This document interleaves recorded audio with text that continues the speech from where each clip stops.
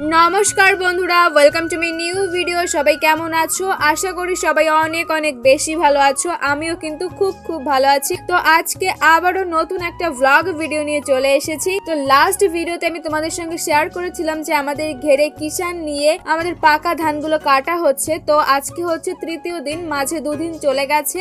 আর ধানগুলোকে আজকে বাড়িতে আনা হবে, তার জন্য সকাল হতেই বাবা চলে গেছে মোড়ে, যেখানে কিষান পাওয়া যায় সেখানে পার কিষান 1700 টাকা করে 9 জন কিষান নিয়ে এসেছে। যেহেতু ধানগুলো বাড়িতে আনতে হবে, আর আমাদের ঘের হচ্ছে আমাদের বাড়ি থেকে 1 কিলোমিটার দূরে, মানে সেখান থেকে ধানগুলো মাথায় করে বয়ে নিয়ে আসাটা অনেকটা কষ্টকর। সকাল সকাল হচ্ছে তারা নিজেদের কাজ শুরু করে দিয়েছে।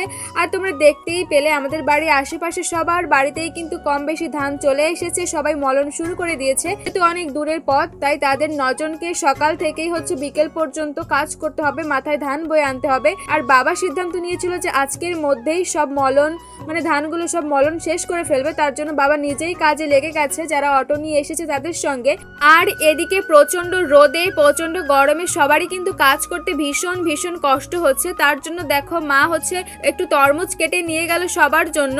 তো ওনাদের মলনটাকে একটু বিরতি রেখে হচ্ছে তরমুজটা খেয়ে নিচ্ছে। একটু পরেই আবার নতুন করে মলন শুরু হবে।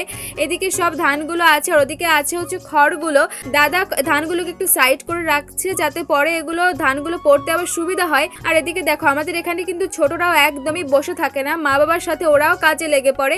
আর এইদিকে আমাদের মলনের কাজ কিন্তু চলছে। আর আমাদের যে কিষানগুলো নেওয়া হয়েছিল তারা কিন্তু চলে গেছে। বিকেল 4টে বাজলে এখানকার কোনো কিষানই আর থাকে না। সবাই হাতে হাতে কাজ করতে করতে কাজ কিন্তু অলমোস্ট আমাদের শেষের পথে। আর আমার ভিডিওটাও কিন্তু আজকে এই পর্যন্তই। তোমরা কে কে ধান চাষ করো, কে কে এইসব কাজের সঙ্গে জড়িত, আমাকে অবশ্যই কমেন্ট করে জানিও। টাটা।